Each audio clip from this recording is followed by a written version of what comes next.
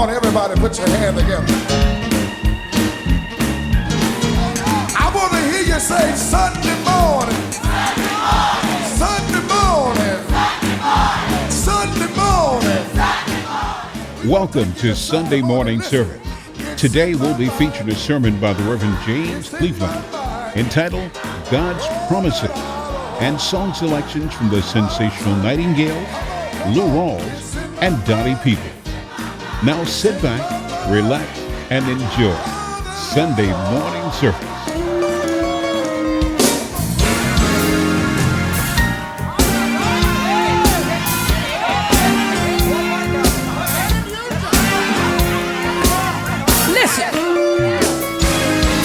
God told Joshua, march around the city 7 times. Watch the Jericho wall come tumbling down. Trumpets blew, people began to shout. Good God Almighty, didn't God work it out? You can count on God. You can. Whatever you're going through, there ain't nothing my God can do. You can count on God. Yes, you can count on God. Listen. Look at David, a man after God's own heart. Went before Goliath with nothing but a slingshot. God guided that stone to Goliath's forehead. Through the power of the Lord, that old giant fell dead. You can count on God. You can count on God. Whatever you're going through, there ain't nothing my God can do. You can.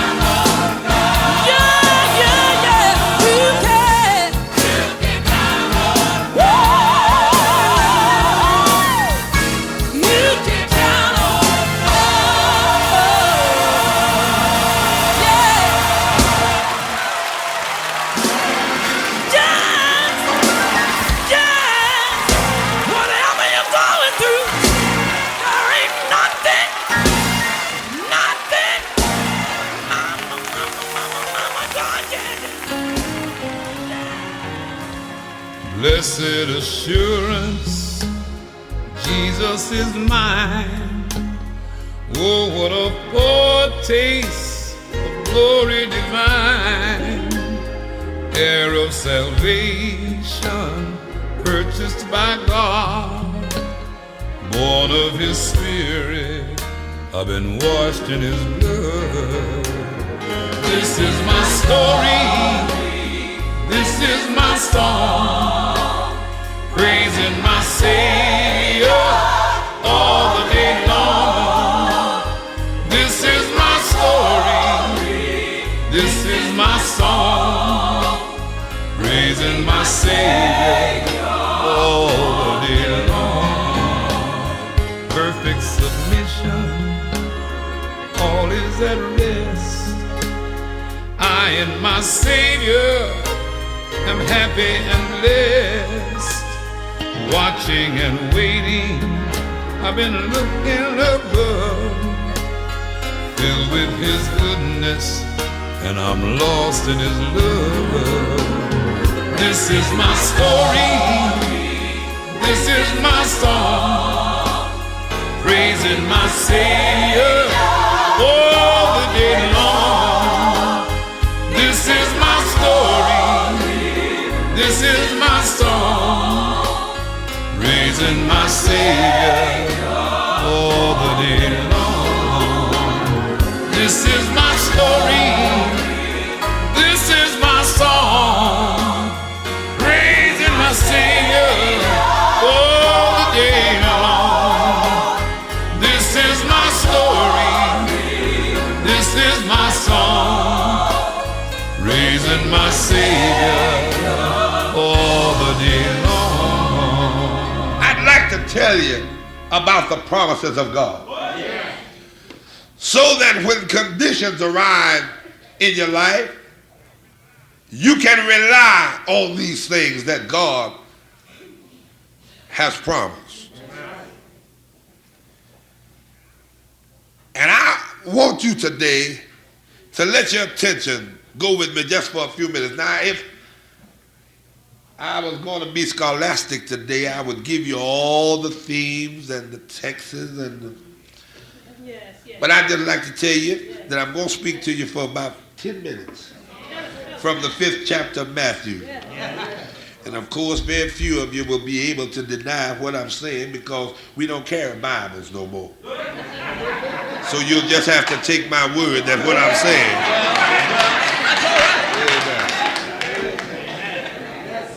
Used to be a time that everybody in the church had a Bible. If they didn't have a big one, if they were ashamed of the big one, they had a testament. And when the pastor gave out his scripture for the day, you'd see everybody turning. And if he read it wrong, somebody get up and say, wait a minute, brother pastor. Don't read like that. But we don't have folk that are interested anymore. We don't carry our Bibles no more. But when you get home, get your Bible and dust it off and open it up. And I want you to read these words. And seeing the multitude, he went up into a mountain. And when he was set, his disciples came unto him. And he opened his mouth and taught them, saying, Blessed are the poor in spirit, for theirs is the kingdom of heaven. And today, for a few minutes, we'd like to talk to you about the promises of God. Some of us might be laboring under the wrong impression of what a promise really is. There are 2 or 3 definitions of what a promise really is. I went to Webster to find out what he had to say about it, and he said that a promise is a statement spoken or written that binds one to the other. Number 2, a promise is an indication of what may be expected. There are times we go outside and we look up at the sky and we see the clouds and we say, the clouds promise that there might be rain. Or if we get up and go out and the sun is shining, we say the sunshine today promises a fine, beautiful day. These are promises. Now I want you to follow along so that you'll understand in a few minutes what I'm trying to get to. The third meaning of a promise is to give one's word without reservation. And I don't know about you, but I've had a lot of folk to give me their word. I don't know about you. But I wonder, is there anybody here that's ever had a close friend? And you say, listen, Mabel, I'd like to tell you something in strict confidence. And I don't want you to tell anybody. And Mabel say, well, Dorothy, don't worry. I promise you, I won't tell anybody. And you'll bend over and you'll tell her some of the innermost secrets of your heart. And you'll go home just knowing that you've entrusted it to a good friend. And no doubt she was so interested to get the information that you had. She said, I promise. I cross my heart that I will not tell anybody. Now this can be Monday. Tuesday, Mary, who lives on the extreme opposite end of town, will tell Dolores. And Dolores will tell John. And John will tell Robert. And then they want to know, where did it all come from? Because that one that made that solemn promise that I will not tell broke her word. And it makes us know that men cannot be trusted to keep a promise. Y'all know what I'm talking about here. But we find in our everyday living that people have no respect for keeping a promise. You can go in the courtroom where they'll pick up a Bible and put one hand on it and lift the other one high in the air and say, I swear that what I'm about to say, I promise it will be the truth. Not only the truth, but the whole truth. And then they ended it up and said, nothing but the truth. But you see, the judge knew that some of them were lying then. That's why they established the law that if you lie on the witness stand, you can be found guilty of perjury. And if you don't believe there are a whole lot of perjured folk, go to the civil court and sit there for 1 hour and see how many folk they got in there just for lying because they wouldn't keep their promise to tell the truth. Folk don't care nothing about keeping promises. Men and women will spend thousands of dollars. Don't get restless now. I'm not going to be long. They will call the florist and order orchids and orange blossoms by the thousand. They will decorate an arch and light candles. They will rent a hall and get 9 champagne fountains that will flow continuously until everybody is light and happy in the head. They will roll a white strip down the middle aisle of the church. They will buy 2 rings, one for the man and one for the woman. They will hire the most professional organist in town to play sweet music. The bride will practice for months, walking down the aisle. She'll go to every fine dress shop in town until she finds a creation for this one all-important moment. They will walk down the aisle and they will kneel in front of God's holy altar. I'm talking about a promise now. And they will vow to love, honor, and obey in sickness and in health, as long as we both shall live.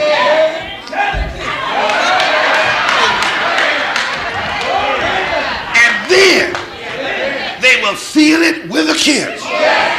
And the pastor will ordain it from heaven by the power invested in him.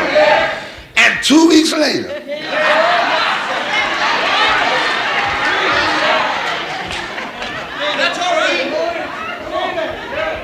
go with me. I said 2 weeks later, all those promises are going down the drain. We don't care nothing about saying our promise. We'll go downtown to whatever the biggest department store is, wherever you are, and we'll pick out a bedroom set. And then after we get that, we say, well, since I'm here, I might as well get a couch. And those cocktail tables look awfully nice. I might as well get 2 or 3 of them. And on your way out, you'll pass the television. You say, I think I'll get a television. Tired of black and white, give me a color. And they'll rush you up to the credit department. And you will promise. You will promise that if they'll just let you take it home on the 1st or the 15th of every month, they can look for a payment. You promise it so hard that you sign your name down at the bottom. This means I promise to pay you. And then on the 1st, they don't see you.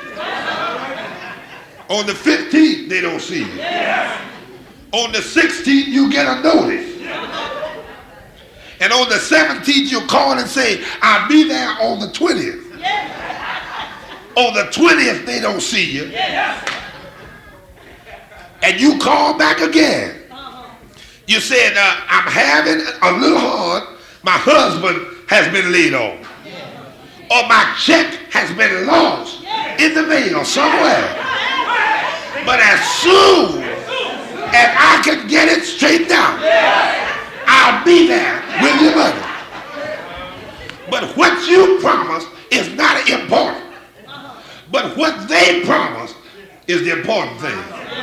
For they promised in the fine print where you didn't see it when you signed your name. They promised to come and get it. Glory to God. And if you're not there by the 25th, if you can't find your check, or if your husband has not appeared somewhere, your furniture will disappear out of your body. You don't have to worry about it. You don't have to worry about your promise. Their promise, they will keep. Somebody know what I'm talking about here. It's convenient for some folk to forget. Go along with me here for a couple of more minutes. I say it's convenient for some folk to forget. If you don't believe it, loan one of them $50. They said, now, don't worry about it because my income tax check is coming. And I promise you that when I get it, the first person I'll pay will be you. But it's convenient to forget sometimes. When they get their income tax check, Everything else will be paid. You're supposed to wait for your 50. It's convenient for people to come to you, and because of close associations and friendships, you take the word of a friend. You say, oh, his word is good with me. If he promises to do something, I know he will. How many times have you had so much confidence in a friend that have kept the promise that you go down and co-sign for them to get a car? And they riding somewhere in another state altogether, and you still paying because of a broken promise. We're approaching the time of year, and every 4 years this time we get it. Don't worry about it. They're not here this Sunday, but when it gets near November, the ushers are going to be busy ushering down the aisle a group of dignitaries that we see every 4 years. And the ministers are going to graciously, because of the civic-mindedness of the church, relinquish their pulpit and allow the officials and dignitaries of the city and state to stand here and tell you what their platform is. And they will take up 20 minutes of your good Sunday morning service and rap and hammer on the pulpit and tell you, if I am put in office, I promise you a chicken in every pot.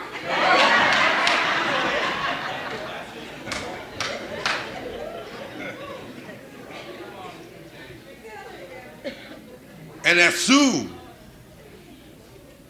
as we support them and get them in the office, and we run into a little difficulty and Reverend run downtown to get a favor, we can't even find the one that we voted for. You got to see his secretary, and his secretary has a secretary, and you never can get to the man that made you all these promises. Glory to God. And it makes us wonder, really it does, it makes us wonder if there's anywhere or if there's anybody that can be trusted to make a promise and keep it. Lord, is there? Husbands ask that when they find out the wives are not true. Wives will ask it when they find out the husbands won't keep the word. All around us every day, folk ask the question, whom can we trust? We're living in such perilous times that we don't know from one day to the next whom to put our confidence in. But I brought you the answer today. And you can find it in the 5th chapter of Matthew. I'm going to tell you about promises that are never broken. First of all, this little man Jesus had nerve enough to stand at the early age of 12 with men who had doctorates and master's degrees and give them his formula for living. This little man that grew and walked here 33 years, that had nerve enough to tell the thief on Calvary, don't worry, because this day you shall be with me in paradise. That's who I'm talking about. Never broke his promise. If you don't believe it, let's call a few witnesses from biblical times. Shadrach, Meshach, and Abednego. They're a witness that he'll keep his word. Because when they were cast in the fiery furnace, that was heated 7 times hotter than it ought to be. Somebody come and go with me for a minute. He had turned the furnace into an air condition. And when the king went to look in on him, glory to God, instead of 3, he saw 4. And the fourth one was the Son of God. And as he looked in the furnace, instead of being in despair, the three children were rejoicing in the God of their salvation because he kept his promise. Glory to God. Let's get some more references here. I don't believe I'd have to go that far if I didn't want to. I believe I could find somebody right here today that could be a witness. But when he got them on the mountain, he was trying to get a few followers together. And when he was set, his disciples came unto him. And he set them down and he taught them, saying, now these are the promises of God. And I want you to listen to them good so that you'll know them. First thing he told them, he said, blessed are the poor in spirit, for theirs is the kingdom of heaven. I believe that today. I believe that if we're spiritually weak, there is a fountain filled with blood that's drawn from Emmanuel's vein. And sinners can plunge beneath the flood, lose all their guilty stain. He turned around and said, now, for those of you that are of timid nature, and we got those kind of people in the church right now, never have nothing to say, and folk will take advantage of you because they believe you're too weak to speak up for yourself. You don't have to speak up for yourself. Be still and let God fight your battle. For he said, blessed are the meek. Ain't no harm to be meek.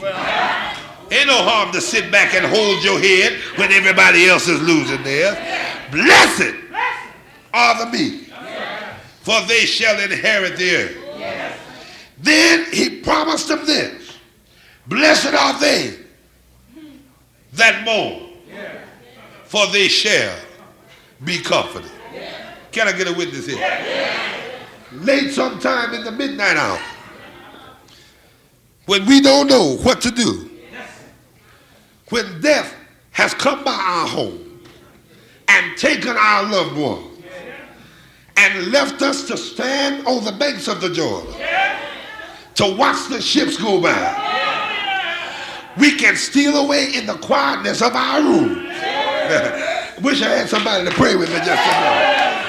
And we might mourn for just a little while because of the sadness of our hearts. But then one writer said, don't worry about that. Weeping may endure for a night, but joy cometh in the morning. Blessed are they that mourn, for they shall be comforted. Then Jesus said, listen, blessed are they which do hunger and thirst after righteousness, for they shall be filled. This means that if you have a desire to learn of the Lord, you can be blessed for it. He said, come, my yoke is easy and my burdens are light. If you want to know something about the Lord, get in the Word. The Word will keep you when you can't find the preacher. The Word will keep you when you can't find the trustee. The Word will keep you when friends turn their back on you. Blessed are they which do hunger and thirst after righteousness, for they shall be filled. I got to move on now. Glory to God. And listen, he promised you. He said, blessed are the merciful, for they shall obtain mercy. That which you send out is coming back. Don't worry. If you sow good, you'll reap good.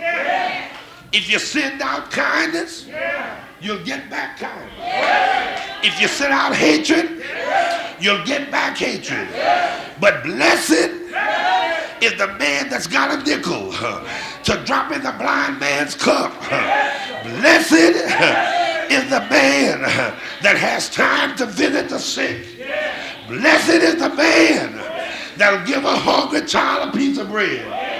Blessed are the merciful, for they shall obtain mercy. Then he went on to say, blessed are the pure in heart, for they shall see God. I want to see it. Do you want to see it? I want to see it. The reason I'm working so hard is because I want to see it. I wouldn't sing like I do if I thought that one day I would close my eyes and there would be no more singing.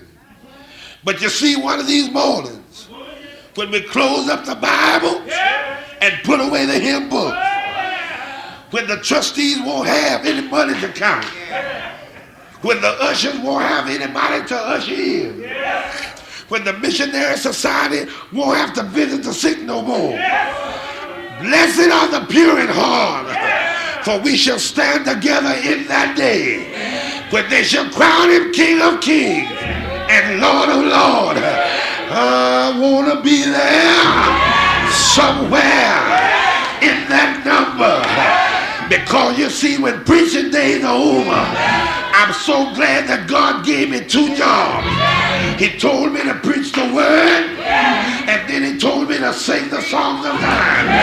And they've got a choir there that's been rehearsing through the ages. They're getting ready to sing a new song, and they can't crown him till I get there. And one of these days, when I get to heaven, I know I'm going. I got my ticket 17 years ago. One Tuesday night, I got on my knees at a little old-fashioned meeting. I heard the preacher say, choose ye this day whom ye shall serve. If you're going to serve God, get up now. If you're going to serve the devil, go on and serve him. I don't know what happened to me, but something happened. My feet got light. My soul got happy. I said I wasn't going to tell nobody, but oh Lord, something got a hold of me. It got all in my hands, and it got all in my feet. And listen here. When I got up off of my knees, I had the promise of God down in my heart. He said, I'll never leave you. Lo, I'm with you always, even to the end of the world. God promised me that. And then he promised me one more thing. He said, I'll keep you in perfect peace if you keep your mind stayed on Jesus. Can you say yeah? Can you say yeah? I know he'll keep his word. He'll keep his word. He won't break his promise. He told me that if I live right, he said, I'm going away to prepare a place for you. And if I go, I'm coming back again. I'm going to carry you away with me, that where I am, there ye may be also. And as I get ready to take my seat, I want you to know, you don't have to make him put it in writing. He'll keep his word. He always has. He won't break his word. That's why I believe the writer took his pen and said, I've seen the lightning flashing, and I've heard the thunder roll. I felt sin breakers dashing, trying to conquer my soul. I heard the voice of Jesus telling me still to fight on. He promised. He promised. He promised. He promised. I said he promised. He promised never to leave me. Never to leave me alone. He walks with me and he talks with me and he tells me I'm his own. I come to the garden and I can always find him there. I'm not worried about it. Jesus, Jesus. If you don't believe he's always there, glory to God. Glory to God. Glory to God. He promised me. He promised me when lights go out and when crime gets in and when yeah. We hope you have enjoyed this week's edition of Sunday Morning Service. Be sure to subscribe to Malaco Gospel so you'll be notified when new programming is available. Again, thank you for participating in Sunday Morning Service. Every promise in the book is mine.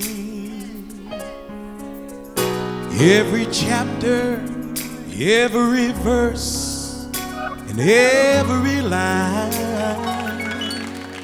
all are blessing of his love divine. Every promise in the book is mine. Gail say Every promise in the book is mine. Every chapter, every verse, every line, all are blessings of his love divine. Yeah, every promise in the book. Thank God. Some of y'all a little confused. Let me explain it. By his stripes, the book says, I'm healed until the day of redemption. The book says, I've been sealed, according to that same book, to prosper and be in health is right in line. Yeah, every promise in the book. thank God. Somebody lift up your hand and say what the Gill say. Every promise in the book. Think about it. From Genesis all the way down to Revelation. Every chapter, every line,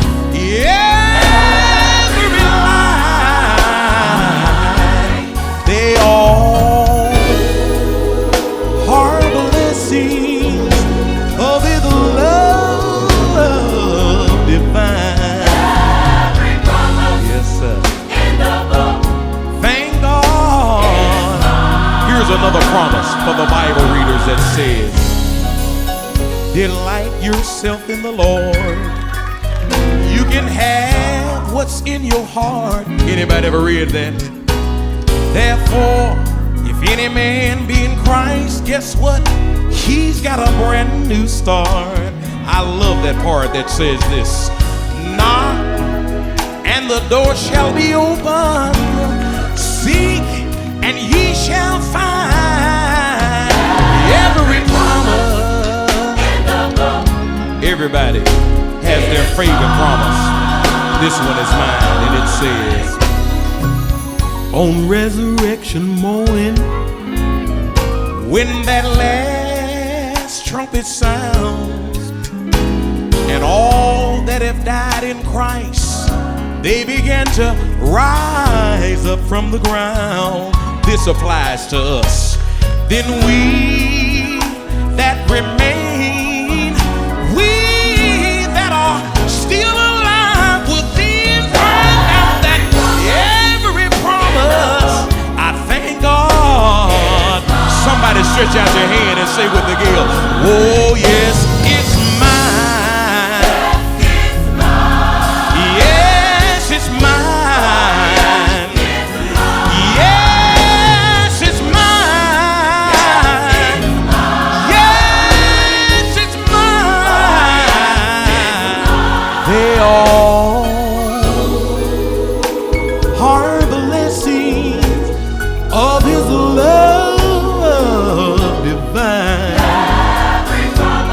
you, Lord.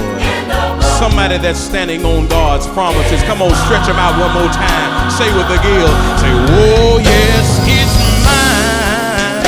Anybody here ever read that card that said, I'll never leave you? Nor will I forsake you. But I'll be with you even until the end of the world. Somebody tonight can relate to this. The Lord is my shepherd, and I shall not want. I don't know about y'all, but I'm able to walk through the valley of the shadow of death, fearing no evil. For thou art with me, thy rod, thy staff, they comfort me.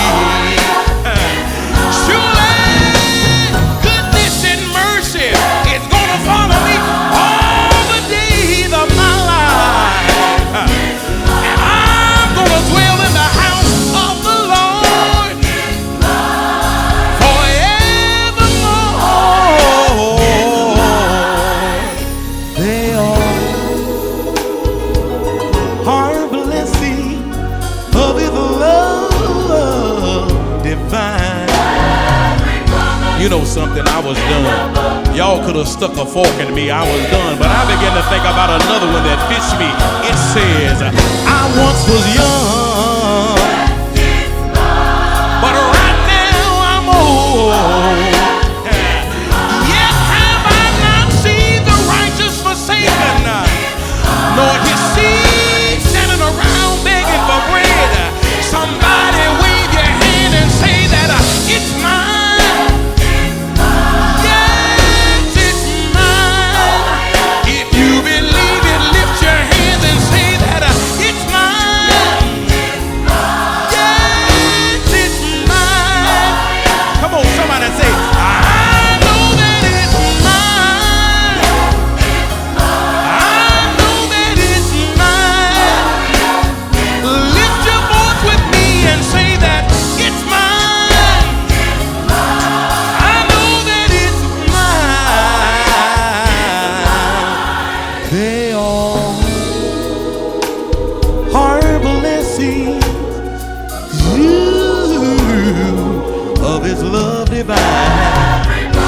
Yes, sir. Thank God He's mine.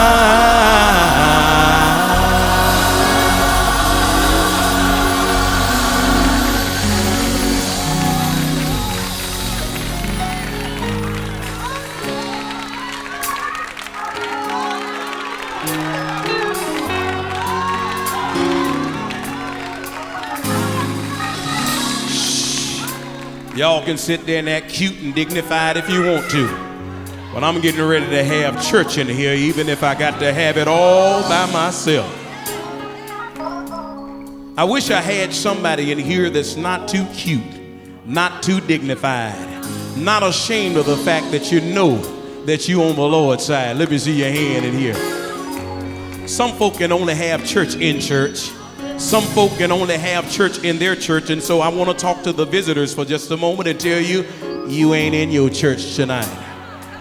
But for those of you that are like me, and I just need to let y'all know that I'm not ashamed of the gospel of Jesus Christ. Found out a long time ago that it's the power of God unto salvation. If there's somebody in here that's really not ashamed, and somebody that can relate to me tonight, if there's somebody in here that's like me, and let me just tell you how I am. It doesn't make any difference where I am, I'll have church. If I just so happen to be in Walmart Supercenter, and I begin to think of the goodness of Jesus and all that He's done for me, it doesn't matter that I'm on aisle 7. My hand will begin to go up in the air because I know exactly what He did for me. Y'all go ahead, sit on right there. You keep right on sitting there, but I'm getting ready to have church in here.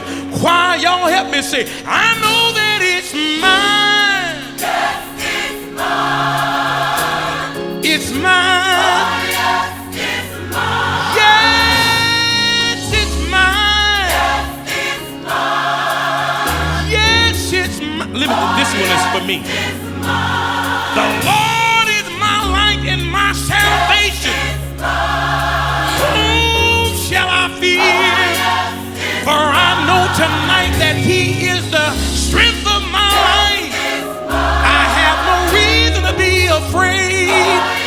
If you believe it, wave your hand and say that it's mine. Yes, it's. I'm going to say this and I promise y'all I'm going to leave it alone. They that wait upon the Lord shall renew their strength. I don't know about y'all, but I'm able to mount